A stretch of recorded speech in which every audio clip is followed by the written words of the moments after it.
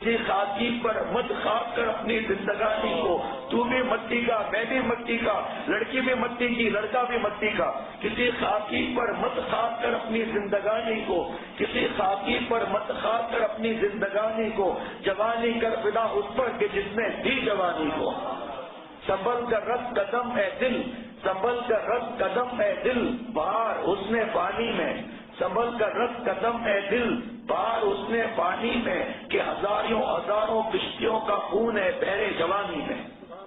یہ جوانی اللہ تعالیٰ بار بار نہیں دیں گے۔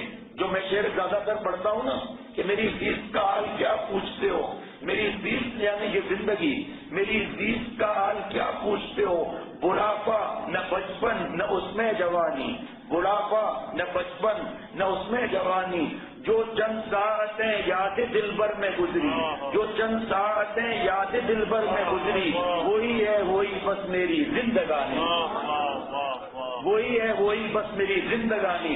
اب میں اپنے سے سوال کر لوں، آپ اپنے سے سوال کر لو کہ اللہ تعالیٰ نے ہمیں کیوں پیدا کیا، جوان کیوں پیدا کیا؟ بتائیے، پہلے بچپن، پھر جوانی، پھر بڑھاپا، تینوں میں بہترین چیز کیا ہے، بڑھیا چیز کیا ہے؟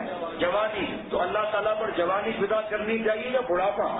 جوانی فدا کرنی چاہیے۔ جو جوان اپنی جوانی کو اللہ تعالیٰ پر فدا کر دے گا تو قیامت کے دن جب کھوپڑی گرمی سے پھٹ رہی ہوگی اور پسینے سے ڈوبے ہوئے ہوں گے، اس وقت اس سخت گرمی کے اندر اللہ تعالیٰ فرمائیں گے کہ وہ نوجوان جس نے اپنی جوانی کو اللہ تعالیٰ پر فدا کیا وہ عرش کے سائے میں آ جائیں۔ گرمی میں کہاں کھڑے ہیں؟ جہاں عرش کا سایہ ہوگا وہاں حساب کتاب نہیں ہوگا، جہاں عرش کا سایہ نہیں ہوگا وہاں حساب کتاب ہوگا۔ فیصلہ پہلوان سے آج ہم اپنے گناہ گنتے رہتے ہیں، ارے جس سے مناسبت ہو آتے رہو اور تسبیح پڑھتے رہو کہ اللہ والا نہیں بننا، لیکن اللہ تعالیٰ بنا کر چھوڑیں گے۔ میرے دوستوں اور ساتھیوں، حضور صلی اللہ تعالیٰ سے فرماتے ہیں کہ جنت کے دروازے پر اللہ والوں کو روک دیا جائے گا کہ آپ جنت میں نہیں جا سکتے، کیوں ڈر جائیں گے، کیوں نہیں جا سکتے؟ خیر تو ہے۔